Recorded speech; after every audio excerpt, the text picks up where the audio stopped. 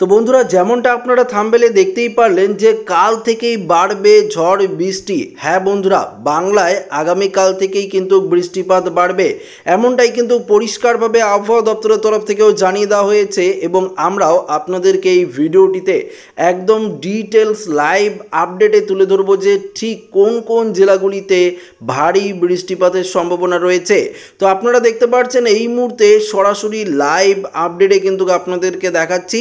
তবে ঠিক কোন কোন জেলাগুলিতে বৃষ্টিপাত বাড়বে সেটা আপনাদেরকে জানাবো। শুধুমাত্র আগামীকালই কি বৃষ্টিপাত রয়েছে, পরবর্তী দিনগুলো আবহাওয়া কেমন থাকবে, পশ্চিমবঙ্গের পাশাপাশি বাংলাদেশ, ত্রিপুরা, অসম, মণিপুর, মিজোরাম, উড়িষ্যা থেকে শুরু করে ভারতের আর কোন কোন জেলাগুলিতে বৃষ্টিপাত বাড়বে, সমস্ত কিছু আপনাদেরকে এই ভিডিওটিতে সরাসরি জানিয়ে দেব। তো ভিডিওটি অবশ্যই প্রথম থেকে শেষ পর্যন্ত মনোযোগ সহকারে দেখবেন এবং নতুন হয়ে থাকলে চ্যানেলটিকে সাবস্ক্রাইব করে পাশের দেওয়া বেল আইকনটিকেও প্রেস করবেন এই ধরনের লেটেস্ট ভিডিওর আপডেটগুলো সর্বপ্রথম সবার আগে পাওয়ার জন্য। তো এই মুহূর্তে আমরা সরাসরি বৃষ্টি বজ্রমুহূর্ত থেকে আপনাদেরকে দেখিয়ে দিচ্ছি।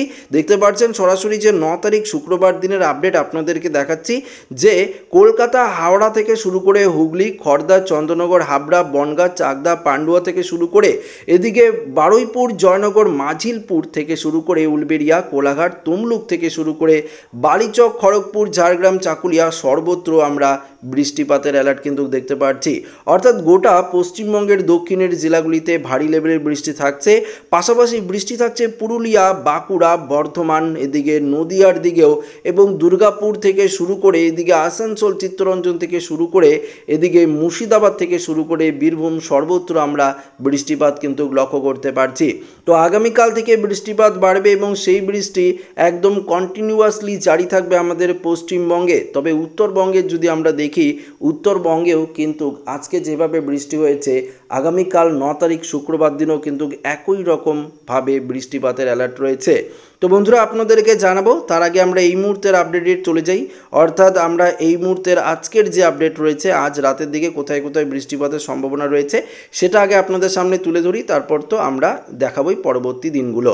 তো আমরা এই মুহূর্তে দেখতে পাচ্ছি যে কলকাতার আশেপাশে যদি দেখি আকাশ মূলত পরিষ্কার, বৃষ্টিপাতের অ্যালার্ট কিন্তু সেভাবে নেই। উপগ্রহ চিত্র থেকেও যদি দেখি একই রকম পরিস্থিতি দেখতে পারবেন যে বৃষ্টি সেভাবে নেই। তবে বৃষ্টিপাত থাকছে উত্তরের দিকে, উত্তরের দিকে কিছুটা বৃষ্টিপাতের সম্ভাবনা রয়েছে। আবারও বৃষ্টি বজ্রমুটে চলে যাই তাহলে আমরা উত্তরের দিকে দেখাতে পারবো আপনাদেরকে কোচবিহার, আলিপুরদুয়ার, জলপাইগুড়ি, দার্জিলিং, কালিম্পং, এদিকে শিলিগুড়ি, ওদলাবাড়ি, ধূপগুড়ি, এদিকে দেখতে পাচ্ছেন যে শীতলকুচি, দিনহাটায় থাকছে বৃষ্টি। এদিকে কিষানগঞ্জ, করণদিঘি, ইসলামপুরের দিকে থাকছে বৃষ্টি।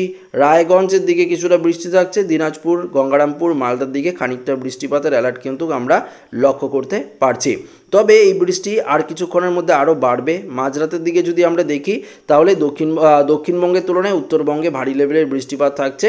দক্ষিণবঙ্গে সেভাবে বৃষ্টিপাতের সম্ভাবনা নেই। তবে মাঝরাতের দিকে বৃষ্টি বাংলাদেশের খুলনা, বরিশাল সংলগ্ন বেশ কয়েকটি জেলায় হওয়ার সম্ভাবনা থাকছে। এই মুহূর্তে বাংলাদেশে বৃষ্টিপাত নেই।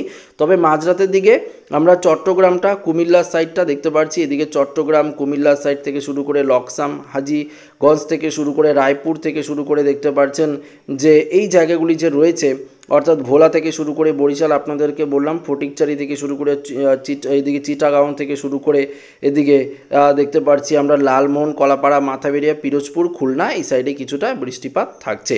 একদম পরিষ্কার আপনারা জানতে পারলেন। ত্রিপুরাতেও খানিকটা বৃষ্টিপাত থাকছে, অসমে হলেও হতে পারে বা না হওয়ার সম্ভাবনাটাই বেশি। তবে আজ রাতের দিকে মূলত ভারী বৃষ্টিপাতের সম্ভাবনা নেই।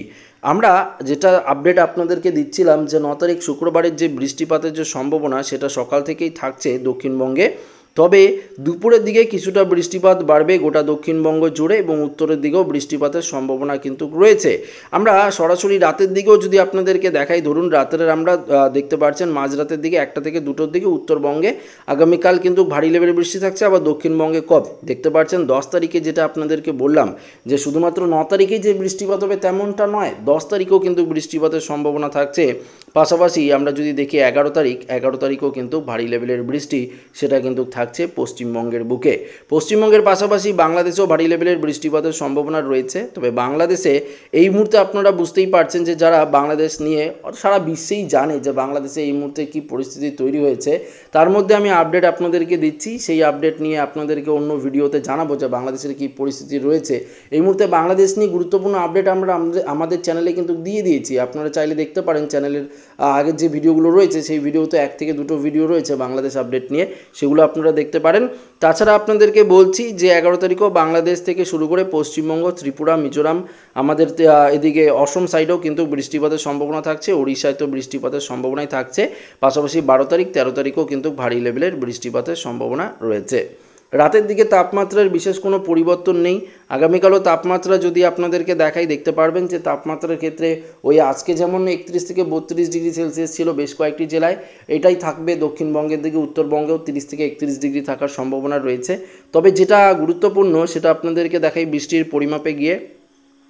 পরবর্তী 24 ঘন্টায় বৃষ্টি কিন্তু বাড়বে, উত্তরবঙ্গেও বাড়বে, দক্ষিণবঙ্গেও বাড়বে। পরবর্তী 3 দিনে আরেকটু বৃষ্টি বাড়বে, 5 দিনে একটু ভারী লেভেলের বৃষ্টিপাতের সম্ভাবনা, 10 দিনে আরও ভারী লেভেলের বৃষ্টিপাতের সম্ভাবনা কিন্তু রয়েছে আমাদের গোটা ভারতবর্ষ জুড়ে।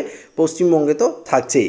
পাশাপাশি আপনাদেরকে দেখিয়ে দেবো এই মুহূর্তে একদম সরাসরি যেটা লাইভ আপডেট একদম উপগ্রহ চিত্র থেকে প্লে করে দেখাবো এই মুহূর্তে কোন কোন জেলাগুলিতে ঘন কালো মেঘ ঘনীভূত হচ্ছে। তো আমরা যেটা আপনাদেরকে বললাম রাতের দিকে উত্তরের জেলাগুলিতে বৃষ্টিপাত বাড়তে পারে, সেই অনুযায়ী যদি আমরা দেখতে পারবো উত্তরবঙ্গের দিকে ঘনীভূত হচ্ছে ঘন কালো মেঘ।